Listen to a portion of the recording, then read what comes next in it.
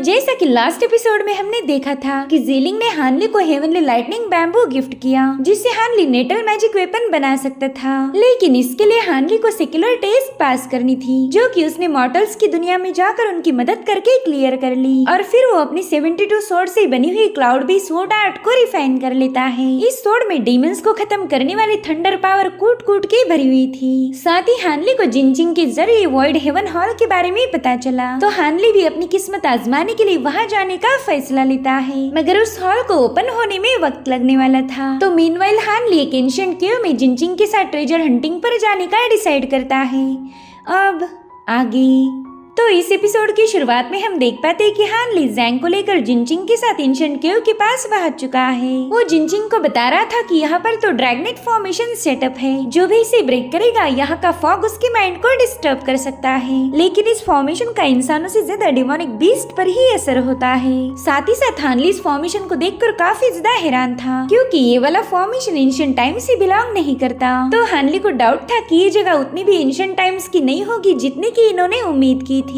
और उसके बाद से जिनजिंग भी पूरी तरह से अग्री था। वो कहता है कि हाँ, ये जगह मुझे भी थोड़ी सी अजीब लग रही। साथ ही हानली उससे कहता है कि हम वहाँ जाकर रिस्क नहीं उठा सकते, तो पहले तुम्हारे दोस्त को यहाँ बुला लो ताकि हम मिलकर फैसला कर पाए। तो जिनजिंग हानली को अपने दोस्त हुआ का पैगाम सुनाता है। हुआ ने बताया था कि वो जियान और डाई फेरी के साथ ऑलरेडी उस इलाके में पहुँच चुका है। तो ये लोग भी उस फॉग को क्रॉस करके तुरंत ही अपनी टीम से मिलते हैं। हम यहाँ पर देख पाते हैं कि हुआ तो काफी ज्यादा खुश मिजाज बंदा है, मगर उसे हानली और जैंग की एबिलिटीज पर थोड़ा सा शक था। तो जिनजिंग उसे बताता है कि ये दोनों कोर फॉर्मेशन स्टेज के कल्टीवेटर हैं। साथ ही साथ हानली फॉर्मेशंस और मैजिकल टूल्स का मास्टर भी है, जो सुनते ही हुआ का डाउट तुरंत ही दूर हो गया। वहाँ पर हम जियान और डाई फेरी को भी देख पाते हैं। और ये बंदी रेड मून आइलैंड की फॉर्मेशन की जीनियस मानी जाती थी। साथ ही वो वहाँ की सेक लीडर की भी बेटी है। वो उन्हें बता रही थी कि मैं यहाँ पर फॉर्मेशन ब्रेक करने आई हूँ, तो यहाँ मिलने वाले ट्रेजर में सबसे पहले ट्रेजर को मैं पिक करूंगी। दरअसल हानली ने जब कोर फॉर्म की थी तभी उसे इस बंदी का लेटर आया था। उसने हानली को फॉर्मेशन की डिस्कशन के लिए अपने रेड मून आइलैंड पर इनवाइट भी किया, मगर हानली ने उसके लेटर का कोई जवाब नहीं दिया था। और उसी रीजन की वजह से ये बंदी उससे थोड़ा सा क्रॉस है।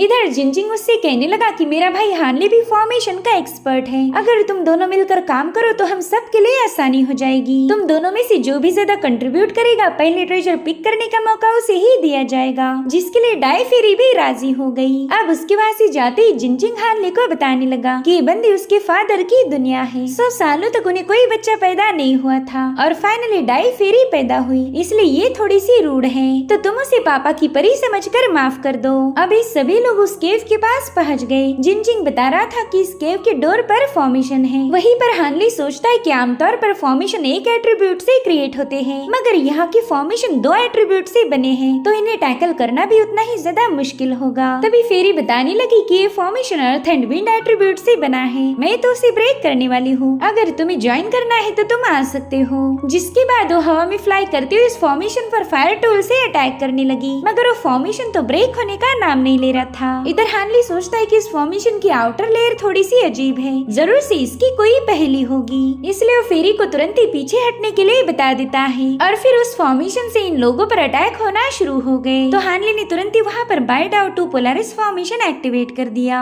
जिससे रिलीज होने वाली थंडर उस फॉर्मेशन में मौजूद बीस्ट को बाहर आने पर मजबूर करती है। मगर हानली के ये एफर्ट जाया नहीं जाते, उसने वो फॉर्मेशन ब्रेक कर दिया था। जिसके बाद ये लोग उस केव में एंटर करते हैं। वहाँ पर कई सारे पावरफुल स्टोन्स पत्थरों में धसे हुए थे, तो हुआ ने तुरंत ही उन्हें निकालना शुरू कर दिया। साथ ही डाई फेरी भी हानली से अपने रूड बिहेवियर के लिए माफी मांग रही थी। वो कहती कि आप तो एक्सपर्ट हो और मैंने आपके सामने बकवास करके खुद को ही नीचा दिखाया, तो प्लीज आप मुझ पर नाराज मत होना। हानली सोचता है कि ये बंदी का एटीट्यूड तो एक ही पल में बदल गया। तो हानली उससे कहता है कि प्लीज तुम माफी मत मांगो, दरअसल तुम्हारी वजह से मैं उस फॉर्मेशन के नेचर को समझ पाया। तो फेरी उसे बताती है कि 20 साल पहले जब आपने कोर फॉर्म की थी तब मैंने आपको लेटर भेज के मिलने बुला लिया था, मगर आपने मुझे कांटेक्ट ही नहीं किया, तो मुझे लगा कि आप काफी ज्यादा घमंडी बंदे हो, इसीलिए एक लड़की के साथ अपना नॉलेज शेयर करना पसंद नहीं करते, और यही वजह थी कि मैंने आपकी यहाँ आते आपके साथ रूडली बिहेव किया। तो हानली हानली उसे बताता है कि कोर फॉर्म करने के बाद वो काफी ज्यादा बिजी था, इसीलिए वो फेरी का इनवाइट एक्सेप्ट नहीं कर पाया। साथ ही साथ वो फेरी डाई से माफी भी मांगता है। अब ये लोग बात ही कर रहे थे कि तभी थोड़ी दूरी पर एक ब्लास्ट हो जाता है। ये लोग देख पाते हैं कि वहाँ पर भी एक फॉर्मेशन है और उसके अंदर ढेर सारे इवल स्नेक्स थे। तो हुआ उन्हें मारने की कोशिश करने लगा, मगर उन स्नेक्स की एनर्जी हुआ की ब्लेड को वापस भेज देती है। वहीं पर फेरी हानली को बता रही थी कि इस फॉर्मेशन को किसी मास्टर ने ही सेटअप किया होगा। यहाँ के फॉर्मेशंस में टोटल 3 लेयर्स है। पहली लेयर थी मिस्ट की, जो कि तुम्हारे सेंसेस को कंट्रोल करती है। दूसरी थी फॉगी बिस्ट की, जो कि तुम्हारे बॉडी पार्ट्स को कमजोर करने का काम करती है। अब उन दोनों लेयर्स को तो हमने ऑलरेडी ब्रेक किया है, मगर ये तीसरी कलरफुल लेयर काफी ज्यादा खतरनाक है, क्योंकि इसमें है फायर डीमंस। ये डीमंस कोर फॉर्मेशन स्टेज वाले बंदे जैसे खतरनाक फायर को रिलीज करते हैं। अगर हमने इस फॉर्मेशन को ब्रेक किया तो भी हमारे इन डीमंस के चुंगल में फंसने के चांसेस हैं। जिस पर हानली कह रहा था कि सैरी की 2 पहली लेयर्स तो बस दिखावा थी, असली फॉर्मेशन तो ये है। अब अगर हमें इस फॉर्मेशन को ब्रेक करना है तो हमें इसकी स्पिरिचुअल एरा को आइसोलेट करना होगा।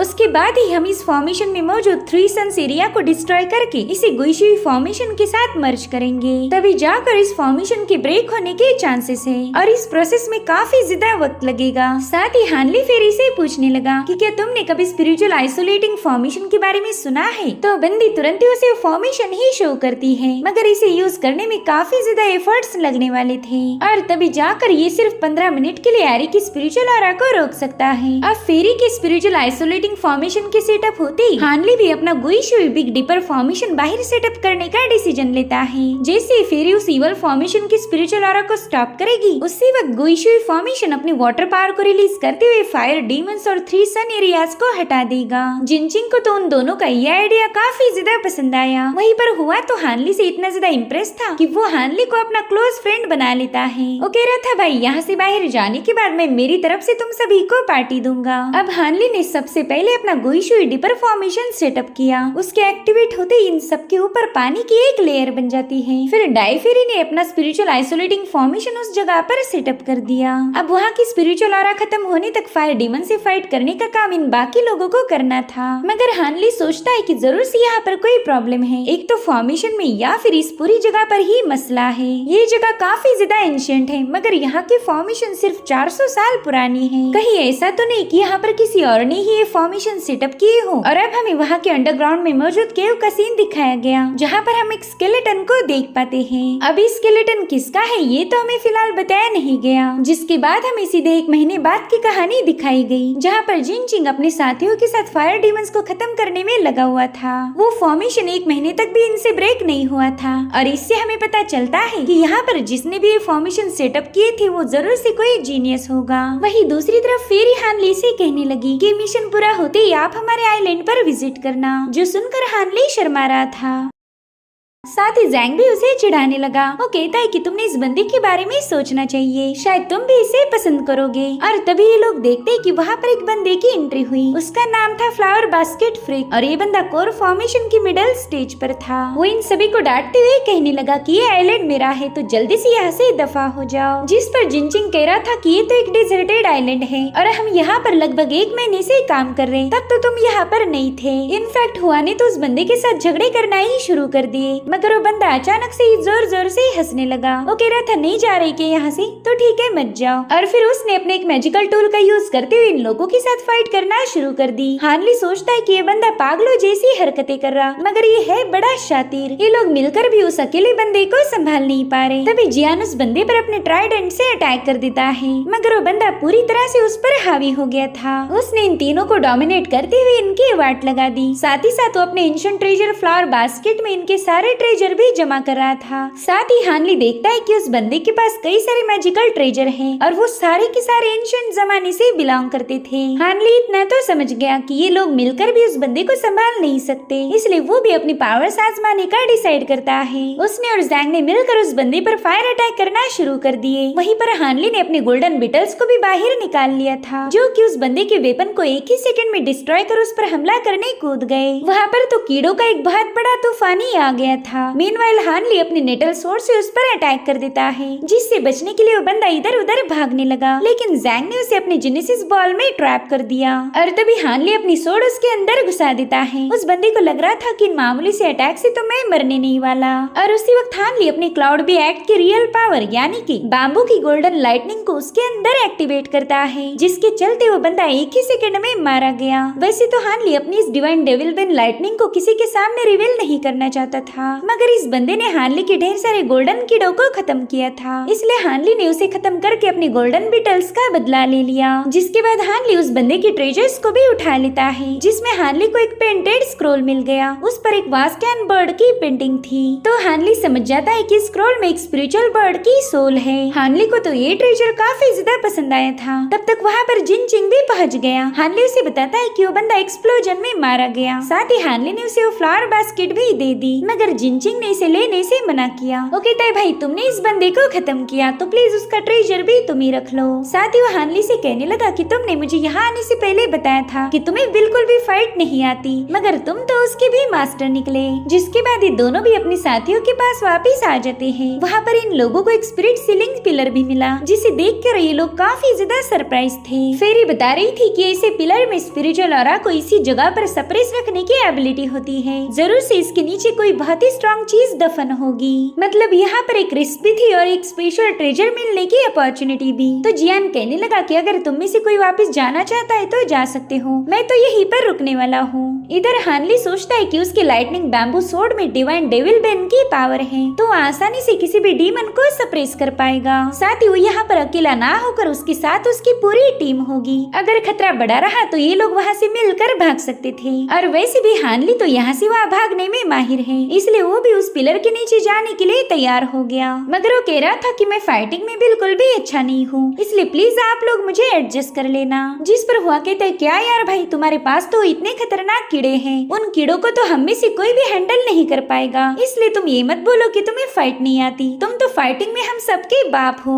तो इस तरह से सभी लोग उस पिलर के नीचे जाने के लिए तैयार हो गए। मगर फेरी उन्हें बताने लगी कि इस पिलर पर ढेर सारे कर्सेस हैं, अगर हम इस पर मैजिक यूज करेंगे तो ये हम पर ही बैकफायर करेगा, इसलिए हम इसे मैजिकल पावर से नहीं बल्कि स्ट्रेंथ से ही ब्रेक कर सकते हैं। तो हमें एक ऐसे बंदे की जरूरत है जिसके अंदर बिना मैजिक पावर यूज किए भी 10 लोगों जितनी ताकत हो। अब इन लोगों में से कोई भी इतना स्ट्रांग नहीं था जो इस पिलर को हटा पाए, इसलिए जैंगी उस पिलर को हटाने के लिए आगे बढ़ा। उसने स्ट्रेंथ इंक्रीजिंग टैलिस्मान को एक्टिवेट करके खुद की ताकत को काफी ज्यादा बढ़ा दिया था, जिसके बाद वो अपनी ताकत के दम पर उस पिलर को घुमाने लगा। उसके ऐसा करते ही वहाँ मौजूद सभी पिलर्स अपने आप नीचे गिर रहे थे, और फिर वहाँ पर एक बहुत ही बड़ा गहरा गड्ढा बन गया जो इस केव का एंट्रेंस था। तो अब ये लोग एक के बाद एक उस अंडरग्राउंड में जंप लगा देते हैं। इधर हानली को महसूस हुआ कि उसके स्टोरेज बैग में मौजूद वास्ट यांग बर्ड इस जगह के ओपन होते ही काफी ज्यादा हरकत कर रहा है। तो अब हानली और जैंग भी उस केव में कूद गए, जो कि जमीन से काफी ज्यादा नीचे गहराइयों में थी। वहाँ जाते ही जैंग अपना जेनेसिस बॉल निकाल लेता है ताकि कोई इन पर स्नेक अटैक ना कर पाए। हानली को इस केव में ढेर सारे स्केलेटन मिले जो कि आपस में फाइट करके मारे गए थे। साथ ही साथ हानली को अपने दोस्तों की आवाजें आने लगी। वो लोग 7 आफ्टर ग्लो लोटस के लिए आपस में ही लड़ाई कर रहे थे, तो हानली तुरंत ही उनकी तरफ रवाना हो गया। फेरी कह रही थी कि फॉर्मेशन ब्रेक करने वालों को ही पहला ट्रेजर पिक करने का वादा किया गया था, इसलिए अब ये लोटस मेरा होगा, और अगर ये मेरा नहीं हुआ तो हानली का होगा, लेकिन तुम लोग इस पर कब्जा नहीं कर सकते।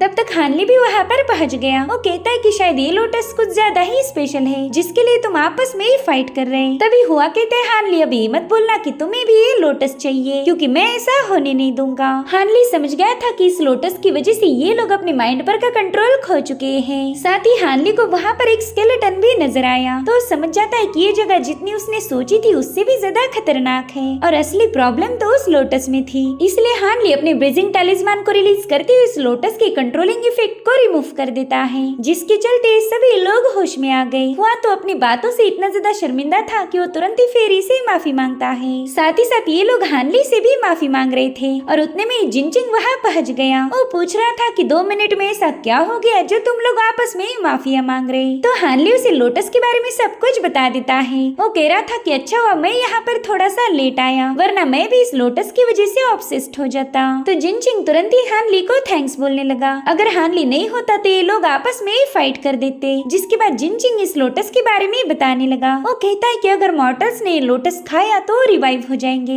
उनकी जिंदगी कई सालों तक लंबी हो सकती है। मगर ये लोटस अगर किसी इमॉर्टल ने खाया तो उसकी कल्टीवेशन ड्रास्टिकली इम्प्रूव होगी। वो बड़ी ही तेजी से नेसेंट सोल स्टेज पर पहुंच सकते हैं। इसलिए हमने इस लोटस को तुरंत ही प्लग कर लेना चाहिए। जिस पर जियान कहता है कि जहाँ पर स्पिरिचुअल ट्रेजर होते हैं वहाँ पर स्पिरिचुअल बीस्ट होने के भी चांसेस है। फेरी भी जियान की बात से अग्री थी। वो कहने लगी कि ये जगह तरह तरह के फॉर्मेशंस और स्पिरिट सीलिंग पिलर से महफूज रखी गई, तो जरूर से यहाँ पर कोई मिस्ट्री होगी। मगर हुआ तो इस लोटस के लिए काफी ज्यादा खुश था। वो कहता है कि इसे तोड़ने के बाद हम इसे सीधा ऑक्शन में ले जाएंगे। जो भी ज्यादा पे करेगा ये लोटस उसी को मिलेगा। मगर इन लोगों में से कोई भी उस स्केलेटन पर ज्यादा गौर नहीं फरमाता। तो हानली उन्हें स्केलेटन को शो करता है। वो कहता है कि ये बंदा पॉन्ड के एकदम पास बैठकर ही मर गया, जबकि ये लोटस खाकर अपनी जान बचा सकता था। तो जिनजिंग कहने लगा कि मेरे ख्याल से बुरी तरह से घायल होगा, इसलिए लोटस प्लग करने के पहले ही इसकी मौत हो गई। या फिर ऐसा भी हो सकता है कि ये बंदा खुद ही इस केव का मालिक होगा, लेकिन अपने लोटस को ग्रो होने से पहले ही वो मारा गया। जिस पर जियान कहते हैं हाँ ये तो सही हुआ, अगर वो बंदा मरता ही नहीं तो हमें पावरफुल ट्रेजर कहाँ से मिलता।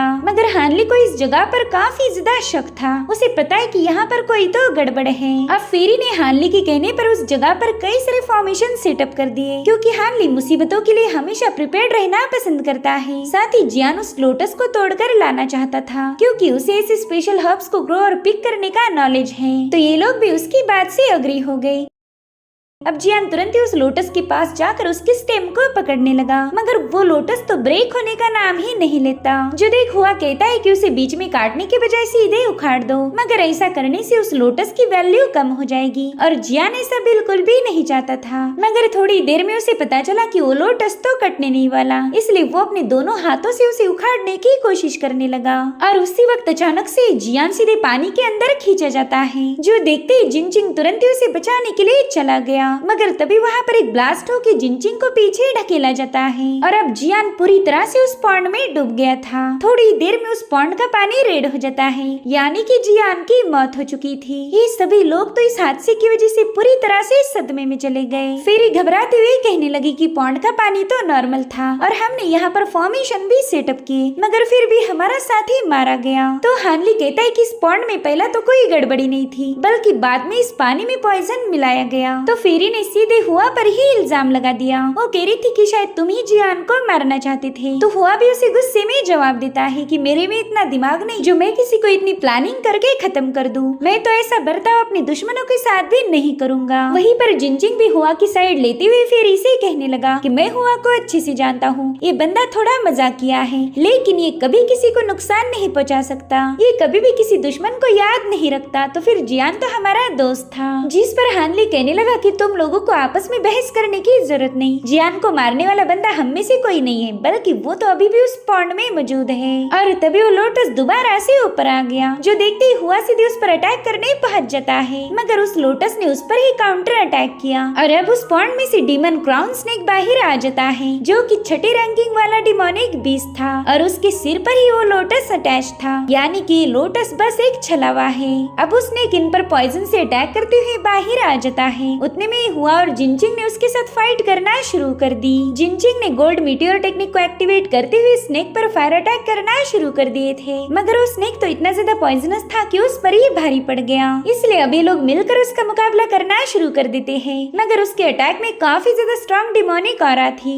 जिसके चलते इनके मैजिकल वेपन उस पर बेअसर हो रहे थे। इधर हानली सोचता है कि अब मैं क्या करूं, मैंने डेविल बेन लाइटनिंग का यूज करना चाहिए, लेकिन पहला मैं अपनी नॉर्मल पावर का यूज करके इसे खत्म करने की कोशिश करता हूँ। वहीं पर जैंग भी अपनी जेनेसिस बॉल से उस स्नेक को कैप्चर करने की कोशिश कर रहा था, मगर वो स्नेक इस अटैक से भी बच निकला। तब तक वो स्नेक जिनजिंग को मारने के लिए उसके काफी ज्यादा करीब आ जाता है। तो जैंग ने अपने ब्लड शैडो लेंसेस रिलीज करते हुए स्नेक के आंख पर निशाना लगाया, जिसके बाद ये सभी लोग उस पर हमले करना शुरू कर देते हैं। साथ ही जैंग ने उसे तगड़ी टक्कर दी थी। मीनवाइल वो अपनी 7 स्टार सिल्वर फिलाई ब्लड सोर्ड को भी समन कर लेता है। इधर हानली ने भी पोर्टल्स यूज करते हुए उस पर कई सारे अटैक कर दिए थे, जिसके चलते वो सब जमीन पर पटक गया। साथ ही हानली वहाँ पर वायलेंट हेवनली विंड फॉर्मेशन को क्रिएट करके उस स्नेक को उसमें ट्रैप कर चुका था। तो डीमन क्राउन स्नेक उसमें से बाहर आने के लिए झटपटाने लगा। वहीं पर हुआ अपना कोल्ड एबिस्मल ब्लेड यूज करते हुए स्नेक पर कई सारे हमले कर देता है और फाइनली कोल्ड एबिस्मल किल इस मूव का यूज करके हुआ ने उस डीमन क्राउन स्नेक का सिर काट दिया। वेल इस बंदे ने अपने दोस्त जियान का बदला ले लिया था। जिनचिंग कहने लगा कि हमारे दोस्त जियान ने कड़ी मेहनत करके कल्टीवेशन का सफर तय किया, मगर आज अफसोस की बात है कि वो इस बीस्ट के हाथों मारा गया। उसकी सारी मेहनत जाया हो गई। तभी हानली कहता है कि ये बीस्ट जरूर से किसी के कंट्रोल में था। उसने यहाँ पर नकली लोटस शो करके न जाने कितने लोगों को खत्म किया होगा। देखा जाए तो एक बीस्ट ऐसी हरकतें नहीं कर सकता, जरूर से उसे किसी ने अपने वश में किया होगा। जिसके बाद हानली अपने दोस्तों को लेकर उस स्केलेटन के पास आ जाता है। वो कह रहा था कि स्केलेटन के राइट हैंड पर सिर्फ 4 उंगलियां हैं, यानी कि उसकी एक फिंगर मिसिंग थी। जिस पर जिनचिंग कहता है कि शायद उसने डिमोनिक स्नेक के साथ फाइट करते हुए अपनी वो फिंगर खो दी होगी और यहाँ पर जितने भी लोग मारे गए वो भी उस स्नेक के इन्फ्लुएंस में आकर आपस में ही फाइट कर बैठे। जिस पर हानली कहने लगा कि तुम एकदम सही बोल रहे हो, इस जगह पर इस लोटस के अलावा और कोई ट्रेजर नहीं था और ये लोटस भी एक छलावा निकला। तो फिर इतने सारे फॉर्मेशंस किस चीज के लिए लगाए होंगे? मेरे ख्याल से जरूर से ये एक ट्रैप है। जिनचिंग तो ये सुनकर काफी ज्यादा मायूस हो गया। वो इन सब से माफी मांगता है क्योंकि वही इन लोगों को यहाँ लेकर आया था। वो कहता है कि मेरी वजह से जियान ने अपनी जान गंवा दी। तो हुआ कहते भाई इसमें मैं भी बराबरी का भागीदार हूँ। मैंने जियान को इस ट्रेजर हंट पर आने के लिए मजबूर किया था। तभी फेरी कहती कि हमने इस डीमन की कोर को निकाल कर सीनियर जियान की फैमिली को दे देनी चाहिए। एटलीस्ट उनके लिए हम इतना तो कर ही सकते हैं। जिसके लिए हुआ भी राजी हो गया। वो कहता है कि हमने जियान की बॉडी को कलेक्ट कर लेना चाहिए ताकि उसकी फैमिली उसे आखिरी बार देख पाए। इधर हानली देखता है कि उस स्केलेटन की खोपड़ी पर किसी एरो से हमला हुआ था और ये एरो भी गोल्डन लाइटनिंग बैम्बू के मटेरियल से बना हुआ है, मगर उसमें से डार्क ऑरा रिलीज हो रही थी, जिसे देखकर हानली समझ गया कि इस एरो को किसी डिमोनिक मेथड का यूज करके ही रिफाइन किया गया होगा। और तभी उन्हें फेरी के चिल्लाने की आवाज आई। ये लोग देखते कि जियान पूरी तरह से एक डिमन में बदलकर इनके सामने आ चुका है। तो ये सभी लोग अपने अपने वेपन को समन करके उसका मुकाबला करने के लिए रेडी हो गए। अब जियान सीधे हुआ पर अटैक करने पहुंच गया। हुआ तो उसे देखकर काफी ज्यादा शॉक हो गया था। तभी जिंगजिन ने समय रहते बीच में आकर टियानलू सील से उसके अटैक को रोक दिया। मीनवाइल हुआ भी अपनी कोल्ड एबिस्मल किल से उस पर कई सारे हमले कर देता है। उसके हजारों स्लैश अटैक के बाद वहाँ पर एक जोरदार धमाका हो चुका था, मगर उसी वक्त डार्क ऑरा इन लोगों पर अटैक करना शुरू कर देती है, जिसे जिनचिंग ने रोक लिया था। वहीं पर जैंग और हानली भी उनकी मदद करने चले गए, मगर ऑरा इन दोनों को पीछे ढकेलते हुए इनके आसपास डार्क सोल प्रिजन क्रिएट कर लेती है। जैंग जेनेसिस बॉल से अब उसे बाहर निकलने की कोशिश कर रहा था, मगर उस प्रिजन पर इसका कोई असर नहीं होता। इधर वो डार्क ऑरा अब जिनचिंग और हुआ पर हमले करने लगी। हुआ कहने लगा कि अरे ये तो एक पपेट रिफाइनिंग टेक्निक है। वेल इस मूव का नाम सुनते ही हानली को हेवनली रिफाइंड पपेट की याद आई, जो कि एब्सोल्यूट डार्कनेस आइलैंड की ही एक सीक्रेट टेक्निक है। जियान अब पूरी तरह से एक डिमोनिक पपेट में बदलकर इन दोनों पर अटैक करना शुरू कर देता है और ये दोनों भी उसका डटकर मुकाबला कर रहे थे। और इसी दरमियान जिनचिंग घायल होकर नीचे गिर गया, तो पपेट उसे खत्म करने के लिए आगे बढ़ता है, मगर उसी वक्त हुआ ने अपने स्पेशल ट्रेजर का यूज करके उस पपेट को डिस्ट्रॉय कर दिया। अब वो अपनी खुशी मना ही रहा था कि तभी एक डिमोनिक हैंड सीधे उसके आर पार हो जाता है। उसे घायल होता हुआ देखकर ये सभी लोग काफी ज्यादा पैनिक हो गए। हुआ घायल हालत में बताने लगा कि ये सब तो वो स्केलेटन कर रहा है और तभी वो स्केलेटन सीधे हुआ के पास आकर उसकी कोर निकाल लेता है। उस स्केलेटन ने हुआ की कोर को अपने अंदर डाल दिया था। वहीं पर हम हुआ को देख पाते हैं, जो बुरी तरह से घायल होकर अपनी आखिरी सांसें गिनने लगा। अब यहाँ पर हमें हुआ की कहानी दिखाई गई। उसे उसके ग्रैंड पेरेंट्स ने पाल पोस कर बड़ा किया था और उन्हें उम्मीद थी कि उनका बच्चा एक दिन जरूर से एक इमॉर्टल बनेगा। हुआ ने भी कल्टीवेशन में काफी अच्छे से प्रोग्रेस करके उन्हें खुश किया, मगर उसे उसके लवर ने धोखा देकर किसी और से शादी कर ली थी और उसी दिन से हुआ ने खुद को पूरी तरह से बदल दिया। वो जल्दी से फाउंडेशन एस्टेब्लिशमेंट पर पहुंच गया था, मगर उसका ये टैलेंट लोगों की आंखों में खटकने लगता है, जिसके चलते उसे एक इंटरनल बैटल जीतने की वजह से इस सेक्ट से बाहर निकाल दिया। और फिर उसकी मुलाकात हुई जिनचिंग से। हुआ और वो काफी अच्छे बेस्ट फ्रेंड बन गए थे, मगर अब हुआ के पास लाइफ बची नहीं जिसे वो अपने दोस्त के साथ गुजार पाए। इधर उस स्केलेटन जिनचिंग को खत्म करने के लिए बड़ी तेजी से उस पर हमले करना शुरू कर देता है। तो जिनचिंग ने एक फॉर्मेशन का यूज कर उसे रोकने की कोशिश की, मगर उस स्केलेटन को तो कोई फॉर्मेशन रोक नहीं सकता। उसने तो सीधे जाकर जिनचिंग को दबोच लिया और उसी वक्त हुआ अपने दोस्त से कहने लगा कि भाई मैं हूँ ना, मेरे होते हुए वो तुम्हें मार नहीं सकता। जिसके बाद वो अपने ट्रेजर से उस स्केलेटन पर अटैक करके अपने दोस्त की जान बचा लेता है। हुआ इन सब से कह रहा था कि प्लीज यहाँ से भाग जाओ, मैं नहीं चाहता कि तुम्हारी हालत मेरी जैसे हो। और फिर उसकी वहीं पर मौत हो गई। इधर फेरी अपना extremely powerful treasure red light Beed को बाहर निकाल कर उस प्रिजन को ब्रेक करने लगी। साथ ही हानली और जैंग भी इसमें उसकी मदद कर रहे थे, मगर ये लोग चाहकर भी उस ट्रैप से बाहर ही नहीं निकल पाते। इधर उस स्केलेटन इन लोगों को 1 बाय 1 खत्म करने की प्लानिंग कर रहा था। तो हानली सोचता है कि मुझे कुछ भी करके इस ट्रैप से बाहर जाना ही होगा, वरना मेरा दोस्त जिनचिंग भी मारा जाएगा। इसलिए हानली vast yang bird essence and soul को एक्टिवेट करके उस प्रिजन पर अटैक कर देता है। ये तीनों अपनी पूरी ताकत लगाकर इस प्रिजन को ओपन करने का ट्राई कर रहे थे और तभी इन्हें डीमंस के हंसने की आवाजें आने लगी। इधर स्केलेटन जिनचिंग को मारने की काफी क्लोज था, मगर उसी वक्त जिनचिंग अपने टाइलियो सील में उसे ट्रैप कर देता है। साथ ही साथ जिनचिंग हुआ की मौत की वजह से पूरी तरह से डिस्टर्ब हो गया था। वो वहाँ मौजूद डीमन से कहने लगा कि तुमने मुझसे मेरा दोस्त छीना है, तो आज मैं तुम्हारा नाम और निशान मिटा दूंगा। अगर तुम में जरा भी दम है तो मेरे सामने आ जाओ। इधर हानली के यांग बर्ड एसेंस ने उस इवल प्रिजन को तो हटा दिया था, मगर फेरी अपने दोस्तों को मरता हुआ देखकर काफी ज्यादा घबरा जाती है। और उसी वक्त फेरी पर भी एक स्नेक अटैक हो गया। हानली उसे बचा पाई, इससे पहले डाई फेरी उस डिमोनिक ऑरा में फंस चुकी थी। वो हानली से मदद मांग रही थी, मगर हानली उसकी कुछ हेल्प कर पाई, इससे पहले उस डिमोनिक ऑरा ने उसे खत्म कर दिया। तो इस तरह से हानली ने आज अपने 3 दोस्तों को खो दिया था। उसे उस ईवल पावर पर बहुत ज्यादा गुस्सा आ रहा था और तब तक जिनचेंग ने उनके आसपास ही कैरी फॉर्म कर ली और फॉर द फर्स्ट टाइम वो डीमन इन लोगों से बात करता है। वो कह रहा था कि मुझे एक पावरफुल बंदे की बॉडी चाहिए, तो बताओ तुम में से कौन खुद को मेरे हवाले करने के लिए तैयार है। उसी वक्त हानली अपने यांग बर्ड को समन करके सोल टेमिंग टेक्निक को एक्टिवेट करके उस ईवल पावर के साथ फाइट करना शुरू कर देता है। वो डीमन कह रहा था कि ये सोल टेमिंग टेक्निक तो बहुत ही ज्यादा एंशिएंट है, मैं सरप्राइज हूँ कि तुम इसे यूज करना जानते हो। शायद मैंने तुम लोगों को हल्के में लेकर गलती कर दी। और अब वो स्केलेटन अपने ह्यूमन फॉर्म में आ जाता है, मगर उसके पास बॉडी नहीं थी, इसलिए जिनचिंग उससे पूछता है कि तुम ह्यूमन हो या फिर डीमन। तो वो बंदा कहता है कि ये तो अब तुम ही बताओ। वहीं पर जैंग अपने जेनेसिस बॉल के साथ उस पर हमला करने के लिए प्रिपेयर हो जाता है। तब तक उस डीमन ने इनकी एरे ब्रेक कर दी, तो हानली ने जल्दी से अपनी यंग बर्ड को समन कर लिया, जो देखकर वो बंदा कहने लगा कि तुमने इस वास्ट यंग बर्ड को समन करके मुझे चैलेंज किया है। और अब वो अपने आइस पाइथन को रिलीज करके हानली के यंग बर्ड पर अटैक करने लगा। इन स्पिरिचुअल पेट्स में काफी भयानक फाइट चल रही थी, जिससे उस पूरी जगह में तबाही मच गई। हानली देखता है कि वो पाइथन इन पावर से बने हुए हैं, मगर फिर भी वो इस यंग बर्ड पर भारी पड़ गए थे। जो देख हानली इतना तो समझ गया कि ये बंदा मरने से पहले नेसेंट सोल स्टेज का कल्टीवेटर होगा, और उसी वक्त वो यांग बर्ड उस पर सोल अटैक कर देता है। मगर उस बंदे ने अपनी पावर्स का यूज करके उस परिंदे पर एक जोरदार हमला करके उसे निगल लिया था,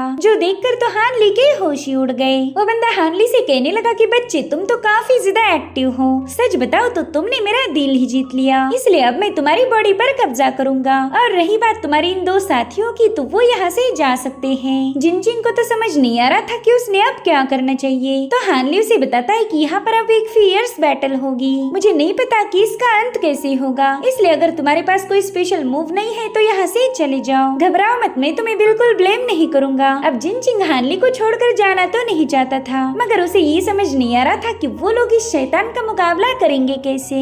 इधर वो बंदा कह रहा था कि लड़के मैंने तो तुम्हें बख्श दिया था, लेकिन तुम ही यहाँ से जाना नहीं चाहते, तो चलो फिर मेरा खाना बन जाओ। अब उसके डार्क सोल डिमोनिक ऑरा से वहाँ पर एक बहुत ही विशाल स्कल बन जाता है, जो कि जिनचिंग को मारने के लिए आगे बढ़ने लगा। साथ ही साथ जिनचिंग को उसकी कल्टीवेशन कोर वैनिश होते हुए महसूस हो रही थी, तो वो हानली से माफी मांगते हुए कहने लगा कि भाई मैं यहाँ पर मरना नहीं चाहता, इसलिए मैं जा रहा हूँ, लेकिन अगर तुम जिंदा वापिस आ गए तो मैं अपना सारा ट्रेजर तुम्हारे हवाले कर दूंगा। जिसके बाद जिनचिंग तुरंत ही वहाँ से भागना शुरू कर देता है। वो उस केव के एंट्रेंस के पास पहुंच ही चुका था, मगर उसी वक्त उस डीमन ने अपने डार्क चेन से स्टैप करके जिनचिंग को भी खत्म कर दिया, और फिर उस बंदे ने जिनचिंग की कोर को भी कंज्यूम कर लिया था। फिर वो हानली से कहता है कि तुम तो ऑलरेडी जानते थे कि मैं यहाँ से किसी को जिंदा वापस नहीं जाने दूंगा, तो क्या तुम इसकी वजह जानना नहीं चाहोगे। और अब वो डार्क सोल हानली की तरफ भी आगे बढ़ता है, तो हानली ने तुरंत ही अपने आसपास एक कैरी सेटअप कर ली। हानली उससे कहता है कि मैं जानता हूँ तुम बस दूसरों पर फीड करते हो, तो भला तुम अपने शिकार को जिंदा क्यों छोड़ोगे। जिस पर वो बंदा कहता है कि मौत तुम्हारे सामने है, मगर फिर भी तुम उससे नजरें मिलाकर बात कर रहे रहे हो। अब तो तुम मुझे और ज्यादा पसंद आ रहे हो। अगर आज मैं जिंदा होता तो जरूर से तुम्हारे जैसे बहादुर लड़के को अपना डिसाइपल बनाता, मगर अब मरने के बाद मेरी बस एक ही ख्वाहिश है, मेरे उन 2 कमीने डिसाइपल्स को खत्म करना। जब तक वो दोनों डिसाइपल्स मेरे हाथों मारे नहीं जाते तब तक मेरी रूह को सुकून नहीं मिलने वाला। वो बंदा देखता है कि जैंग के पास ब्लड रिफाइंड डिवाइन लाइट है तो कहने लगा, अरे वाह, तुम तो एब्सोल्यूट डार्कनेस आइलैंड या फिर उस जी शुआन के डिसाइपल होंगे। तो हानली उससे पूछता है कि क्या तुम उस एब्सोल्यूट डार्कनेस आइलैंड के पैट्रियार्क की बात कर रहे हो। जो सुनते वो बंदा काफी ज्यादा भड़क गया। वो कह रहा था कि वो बुढ़ा खुद को पैट्रियार्क बुलाने के लायक नहीं है। उस धोखेबाज का नाम लेते ही मेरा तो खून खौल उठा। तो उसकी बातों से हानली तुरंत ही समझ गया कि ये बंदा एब्सोल्यूट डार्कनेस आइलैंड के पैट्रियार्क का मास्टर है। और इधर उस बंदे ने भी पहचान लिया था कि जैंग भी हानली का अवतार है। वो खुश होकर हानली से कहने लगा कि वाह बच्चे, ऐसे अवतार की तो मुझे जरूरत थी। और फिर जैंग तुरंत ही उससे पजेस होकर हानली पर ही अटैक कर देता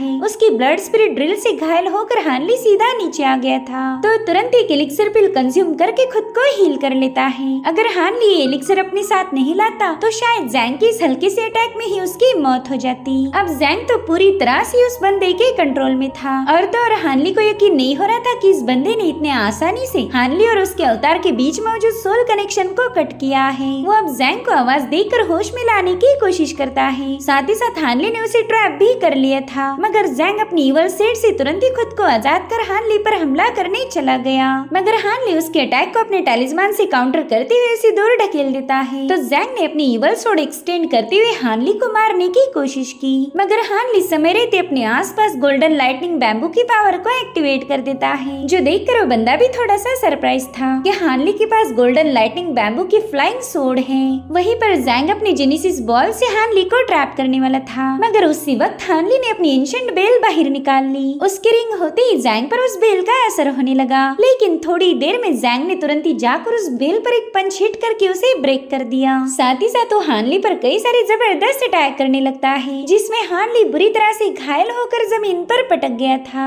उसके पास बस एक वो बेल ही थी जिसकी मदद से उस जैंग को कंट्रोल कर सकता था, मगर अब वो भी ब्रेक हो गई। उस बेल के ब्रेक होने के साथ ही हानली की उम्मीद भी खत्म हो चुकी थी और इसी के साथ एपिसोड यहीं पर एंड हो जाता है। Thank you so much for watching. Bye bye, take care.